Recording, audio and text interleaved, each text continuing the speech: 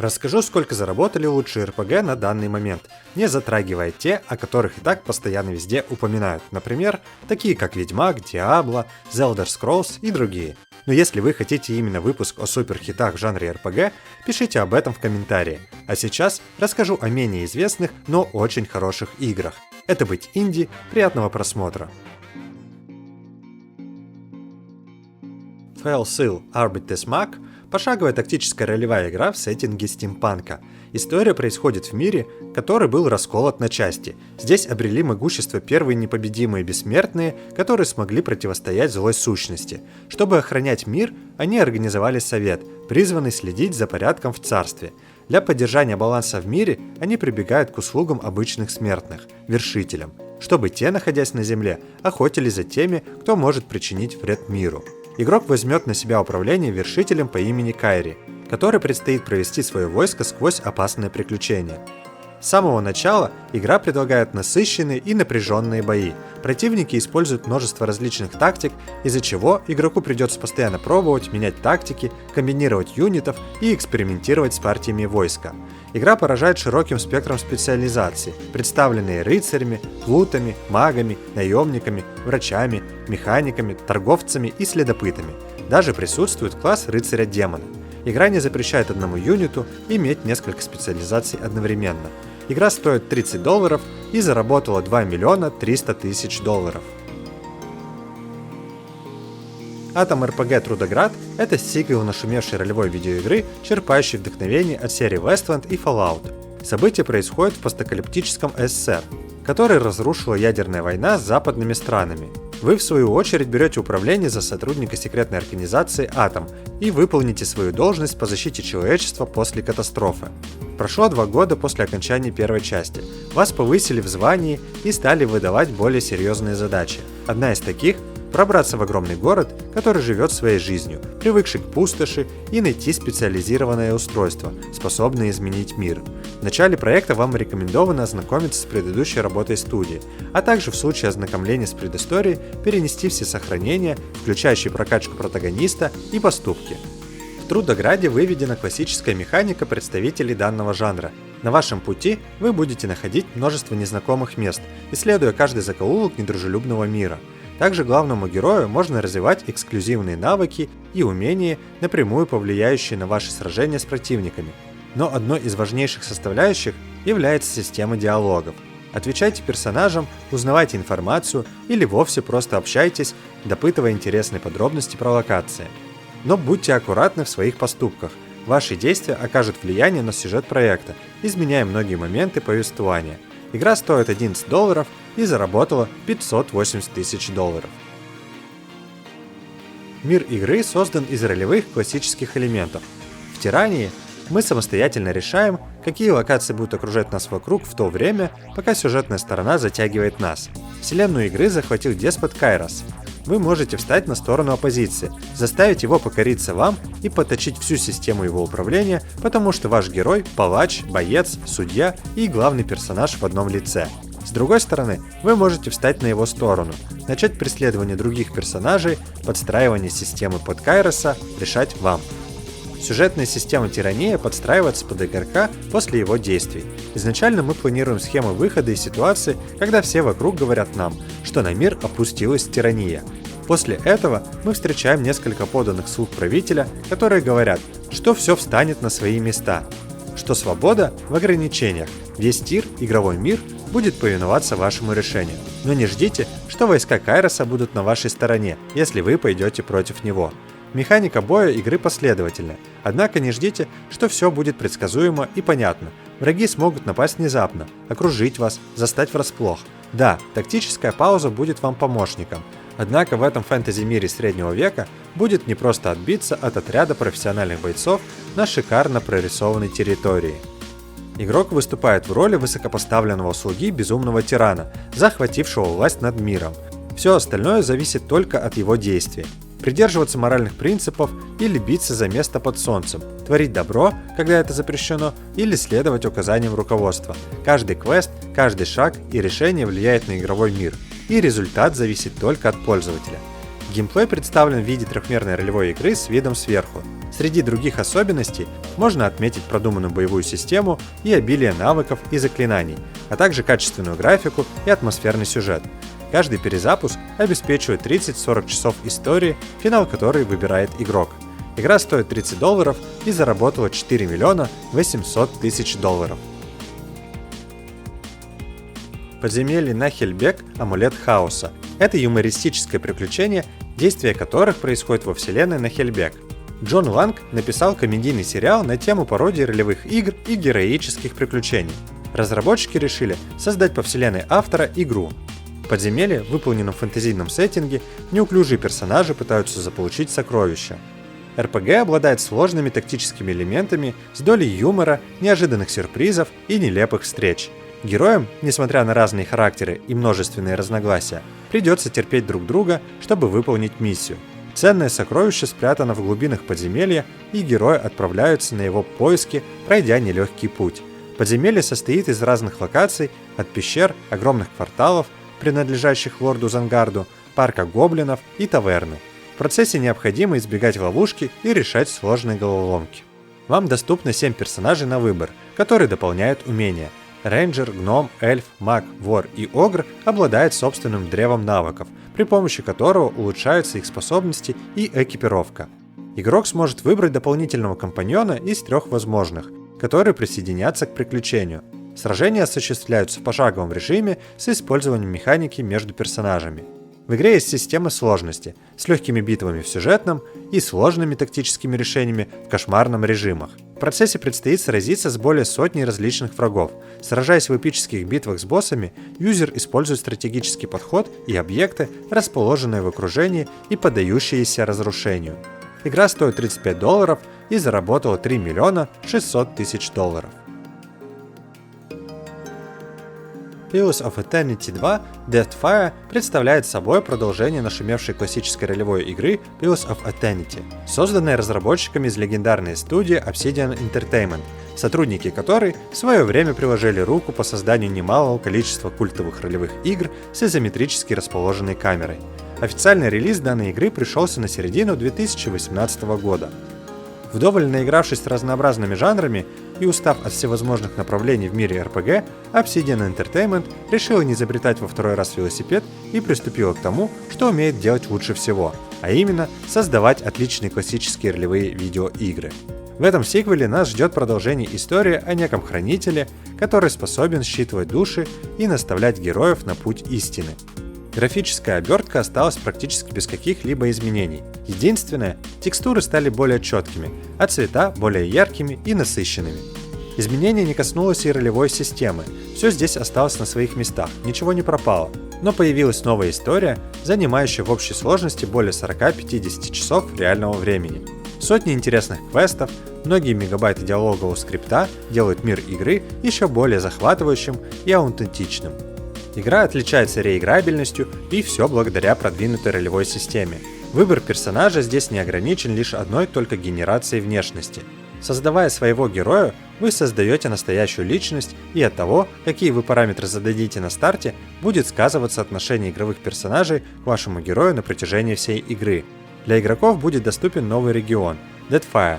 Здесь тоже есть порты и собственные квесты, которые вы сможете выполнить со своей командой и спутниками. Соберите команду из спутников, которые смогут развивать свои классы и способности вне зависимости от своего предназначения. Совершенствуйте корабль, старайтесь прокачать команду и пройдите игру так, как никто этого еще не делал. Игра стоит $40 и заработала 8 миллионов 800 тысяч долларов. Children of Morta – ролевой экшен, основанный на семейных ценностях и родственных узах. Игра погружает в историю семейства Бергсон, с давних пор охраняющих священную гору Морта. Гора является источником силы и благополучия для жителей соседних селений. Как только ее поражает проклятие, стражи выступают защитой. Вам предстоит стать одним из 6 членов семьи Бергсон. Каждый герой уникален по-своему и имеет в арсенале свои средства защиты и нападения. Кто-то отлично сражается в ближнем бою, вооружившись молотом или парой кинжалов. Другие – отличные воины дальних атак. Ни один член семьи по технике и стилю боя не похож на остальных. Вы точно найдете свое. Самое главное, помните, за что вы сражаетесь. Семейство Бергсон – герои, спасающие мир. но каждый из них борется в первую очередь за любовь, преданность и благополучие в своей семье. Игровой процесс основан на путешествии по различным локациям, сражении с силами зла и совершенствовании навыков героя. Отличительная черта для каждого игрока – индивидуальный стиль развития, который соответствует его характеру и образу. Сюжет имеет нелинейную схему. Некоторые ходы возвращают героя в собственный дом, тем самым открывая дополнительные знания и ключи для следующего путешествия. Игра разработана в пиксель-арт стилистике, что добавляет миру Children of Morta красочности и живости. Есть возможность создавать локальный или сетевой кооператив. Игра стоит $22 и заработала 5 миллионов 200 тысяч долларов. Last Epoch – приключенческая экшен-игра с глубокой системой прокачки, мрачной стилистики, геймплейно повторяющая легендарную Diablo. Вид камеры также взят оттуда, она изометричная, для лучшего обзора территории вокруг. Сюжетная кампания на одного человека, мультиплеер не предусмотрен, предлагает изучать богатый на различные живописные места и темные подземелья мир Этера. Он хранит в себе множество различных странностей, секретов, множество демонов и прочих исчадий ада. Протагониста предлагается создавать с нуля, выбрав один из 15 предложенных классов. Богатая ветвь прокачки дает возможность выбирать собственный уникальный билд с самыми разными комбинациями скиллов, бафов и пассивных умений. Это делает прохождение максимально вариативным и предоставляет простор для творчества и создания самых странных сочетаний. Также интересной особенностью будет то, что после прокачки любого активного умения, а их более 30 у каждого класса, его можно дальше развивать, ведь у него также появляется отдельная ветка с разнообразными бонусными эффектами. Игра стоит $35 и заработала 9 миллионов 200 тысяч долларов. Solasta Crown of the Magister – ролевая игра, основанная на правилах Dungeons and Dragons. Игровой процесс представлен классическим изометрическим стилем, где необходимо управлять 4 героями. Каждый из персонажей имеет уникальные способности и характеристики. С помощью своих индивидуальных характеров персонажи по-разному ведут себя в бою. В начале приключения Солатса предложит создать своих протагонистов, предоставив на выбор расу, класс, личность и выбор умений. Создавайте такой отряд, который будет максимально соответствовать вашей тактике. Управлять необходимо целым отрядом, с возможностью на ходу переключаться между героями.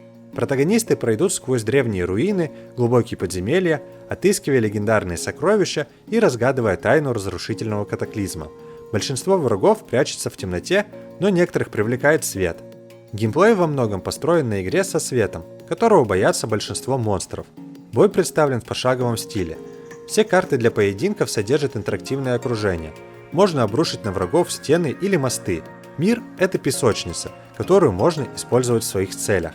Локации содержат множество препятствий, где необходимо перепрыгивать через платформы, подниматься на верхние ярусы, уклоняться от врагов и сбрасывать на них сверху тяжелые предметы. Используйте пропасти, чтобы столкнуть противников. Узкие коридоры не дадут пройти большим монстрам, что можно использовать в качестве тактического преимущества. Игра стоит $40 и заработала 11 миллионов долларов. В телеграм-канале «Быть инди» я рассказываю об интересных новостях, связанных с игровой индустрией, новыми релизами и апдейтами. Также делюсь инсайдами собственных разработок и многое другое. Буду вас там ждать. Veldeme – ролевая игра с процедурно генерируемыми уровнями, где игрок сам строит свою историю с помощью моральной системы выбора, несущая различные последствия для мира. Геймплей Wildermyth состоит в том, что необходимо собрать группу из 5 героев, состоящую из фермеров, тунеядцев и крестьян, сделав из них легендарных рыцарей и отважных героев. Сражения происходят на интерактивных аренах с самыми различными фэнтезийными созданиями. Игровой процесс вдохновлен настольными играми и завязан на индивидуальных особенностях каждого члена команды. Персонажи стареют, преображаются, влюбляются и принимают тяжелые решения. В зависимости от выбранного пути, действующие лица будут состоять друг с другом в различных отношениях. Дружить, проявлять симпатию или враждовать. У каждого героя есть своя арка и биография. События развиваются в королевстве Пеппикрафт The Yandering Lands, населенном драконами, насекомыми и ларкрафтовской нежитью. Внешность героев будет преображаться по мере истории. Например, доверившись богу-волку, появится ряд уникальных способностей, дающих невероятных сил и некоторым бафам, влияющих на внешний вид персонажа. Игра поощряет тактические решения и использование окружения в собственных целях. Глобальная карта разделена на несколько областей, которые необходимо защищать от монстров. После того, как район будет захвачен, требуется усилить его защиту, построив баррикады или различные ловушки. Особенностью геймплея выступает механика смерть. Она предоставляет выбор между самопожертвованием, но убийством монстра, или же потерять конечность, но продолжить вести бой. Такая функция доступна лишь один раз за игру. В 2021 году я рассказывал об игре в выпуске новинок. Можете посмотреть, если интересно. Игра стоит $25 и заработала 6 миллионов 300 тысяч долларов. Следопыт. Гнев праведников – РПГ про борьбу с демонами. Здесь игрок должен будет стать легендарным воином, а вместе с этим понять истинную цену добра и зла. История начнется с разлома в бездне. Толпы жутких демонов вырвались из своего заточения и теперь хотят поработить этот мир. Противостоять им будет главный герой и его команда бравых бойцов со злом. В борьбе с нечистью герой сможет стать кем угодно – благородный паладин или жестокий некромант, решать только игроку. В игре персонажа выйдет создать абсолютно уникальным. 25 классов и 12 раз дают тысячи возможных комбинаций заклинаний и прочих способностей. Для уничтожения нечисти доступно два игровых режима. Первый проходит в реальном времени, с возможностью ставить паузы, а второй пошагово. Пользователь либо будет командовать своим отрядом извне, отдавая указания и стратегически все планируя, либо же станет плечом к плечу со своими собратьями и от первого лица превратит демонов в пыль. Самому с толпами врагов бороться будет сложно, поэтому на помощь герою сможет прийти до 10 напарников. Правда, сперва ему придется заслужить их дружбу, выполняя их поручения. Каждое принятое решение возымеет свои последствия, что в итоге приведет к одному из обликов героя. Стать можно как сияющим ангелом, так и могущественным драконом или обманчивым трикстером. На силу персонажа также будет влиять и найденные им инструменты. Разумно объединив свое оружие с прокачанными способностями, получится создать поистине смертоносного воина. Игра стоит $50 и заработала 19 миллионов долларов. Мрачный рассвет в Grim Dawn показал, что ткани созданной вселенной слишком слабы, поэтому Каирн принял разбойников, бандитов, магов и кучу всякой твари и нежити в свои объятия. На территории Кайрина наступили темные времена. Но после этого люди не бросили попытку атаковать врагов и призвали в мир инопланетян. Они открыли для них порталы и впустили несколько особей для получения эфира. Ясное дело, что для противников из другого мира были созданы специальные тюрьмы. Под воздействием эфира люди становились на порядок сильнее, но полностью теряли контроль над собой. Их отправили вперед из песни, лишь бы они убивали и грабили все на своем пути, постепенно освобождая мир от пришельцев и всякой нечисти. Однако, люди перестали погибать под действием эфира и прозвали себя расой эфириалов. После этого часть наиболее способных людей поместили в специальную тюрьму, созданную из обелисков, единственных существ, на которых не распространяется повреждение от эфира. Здесь наш герой начинает свое путешествие. Наша задача – уничтожить главный источник эфира, чтобы противники начали бороться с реальными врагами, а после этого в наших возможностях будет объединение с нежитью и тварями, лишь бы они забрали то, что им нужно, и ушли из Каирна навсегда. Внутри игрового процесса главным будет фарм и добыча ресурсов, которые выпадают из противников и редко валяются сами по себе. Это ролевая игра с примесью RPG от третьего лица, которая точно затянет вас надолго. Игра стоит $25 и заработала 33 миллиона долларов.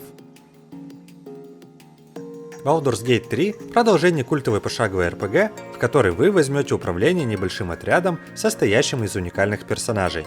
Каждый член партии имеет огромное значение для тактики и представляет собой личность со своим характером, историей и способностями.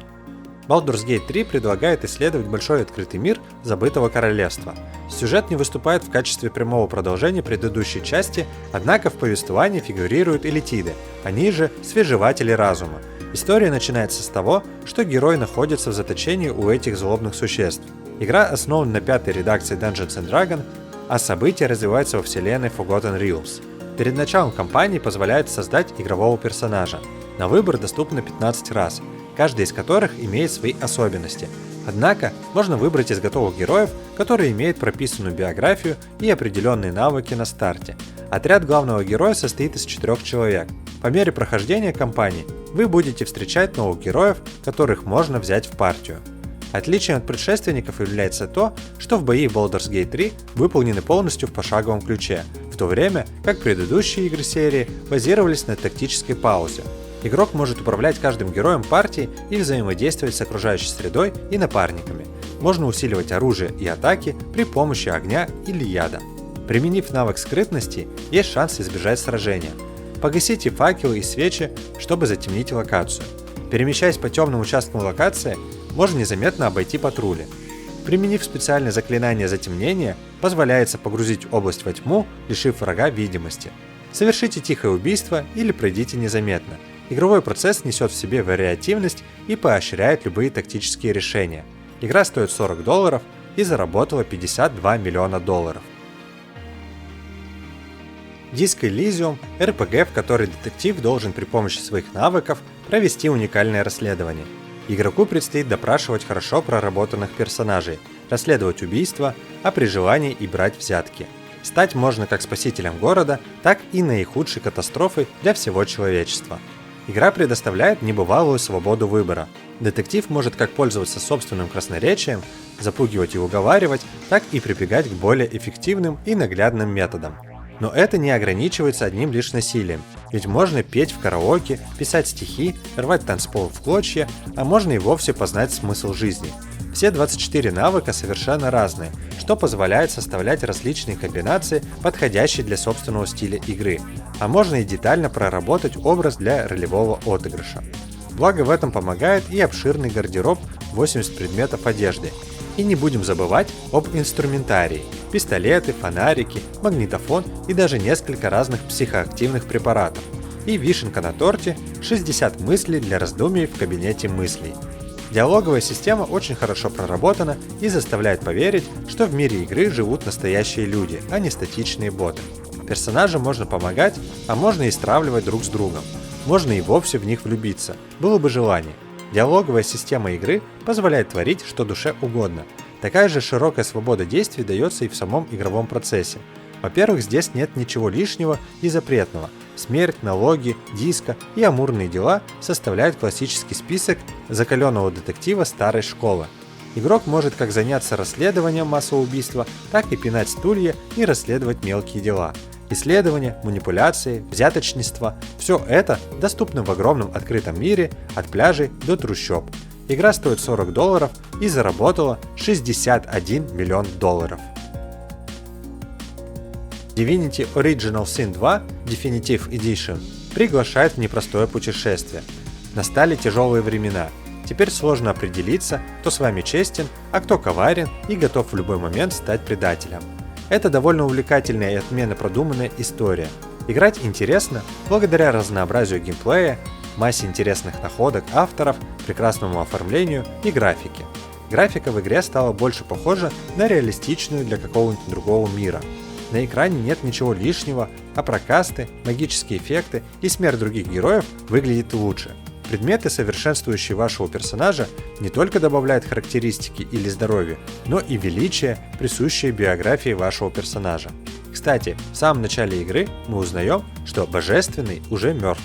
Для этого мы формируем отряд из 4 персонажей, среди которых могут быть наши друзья, и отправляемся на вечную PvP-арену в открытом мире.